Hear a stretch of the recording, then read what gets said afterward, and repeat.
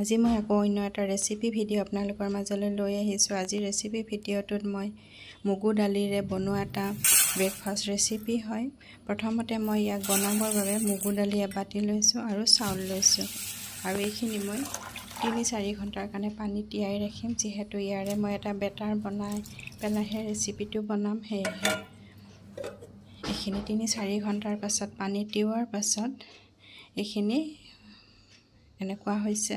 আৰু এইখিনি মই এতিয়া মিক্সাৰ গ্ৰাইণ্ডাৰত দি পেলাই ইয়াৰে এটা বেটাৰ বনাই ল'ম। দুয়োখিনি একেলগে তিয়াই থৈছোঁ। যদি আপোনালোকে বিচাৰে বেলেগে বেলেগে তিয়াই ৰাখিব পাৰে। মই যিহেতু একেলগে বনাম সেয়েহে একেলগে তিয়াই ৰাখিছোঁ। এইখিনি এতিয়া মই বেটাৰটো বনাম। অকণমান পানী দি লৈছোঁ। পানীটো আপোনালোকে নিজৰ জোখমতে দি ল'ব। এতিয়া মই এইটো বেটাৰটো বনোৱা হৈ গ'ল। আৰু এইখিনি মই বেলেগ এটা বাউলত ৰাখি থৈছোঁ। ব্ৰেকফাষ্টৰ কাৰণে বহুত হেল্ডি ৰেচিপি হয়, যিহেতু মগু দালি আমাৰ হেল্থৰ কাৰণে বহুতো উপকাৰী হয়। এইখিনি এইটোত মই অকণমান পানী দি দিছোঁ। যিখিনি গ্ৰাইণ্ডাৰত লাগি আছিল সেইখিনি এইখিনি উলিয়াই দিছোঁ। চাব যাতে বেটাৰটো বেছি পনীয়াও নহয় আৰু বেছি গোটাও নহয়। বেটাৰটো এনেকুৱা হ'ব লাগিব। তাৰপাছত যিহেতু ইয়াৰ বাবে মই এটা চাটনি বনাম, ইয়াতে ধনিয়া আৰু পদিনা আৰু অলপমান নহৰু আৰু নিমখ দি দিছোঁ।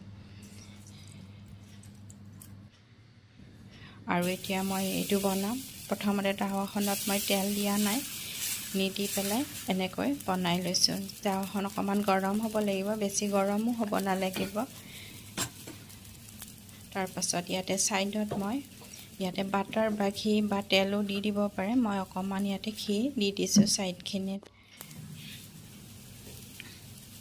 দি পেলাই চাৰিওফালে এনেকৈ দি দিছোঁ, যাতে বস্তুটো ভাল হয় খাবলৈ আৰু তলত লাগি নাযায়। সেয়েহে এনেকৈ দিয়াৰ পাছত এইটো হৈছে। আৰু যদি আগতে বিচাৰে আপোনালোকে আগতো দি দিব পাৰে ঘি বা তেল। মই পিছত দি দিছোঁ।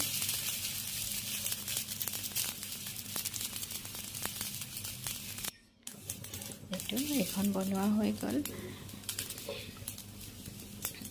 এনে কৰি বাকী গোটেইকেইখন মই এনেদৰে বনাই যাম। আৰু ইয়াৰ খাবৰ বাবে নাৰিকলৰ চাটনি এটাও মই বনাম। সেইটো ভিডিঅ'টো দেখুওৱা হোৱা নহ'ল।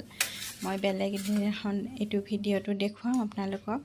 আৰু এইখন বনাবৰ বাবে মই ইয়াতে অকণমান তেল দি দিছোঁ। প্ৰথমখনত মই তেল দিয়া নাছিলোঁ, কিন্তু দ্বিতীয়খনত তেল দি পেলাই আপোনালোকক এনেকৈ দেখুৱাইছোঁ।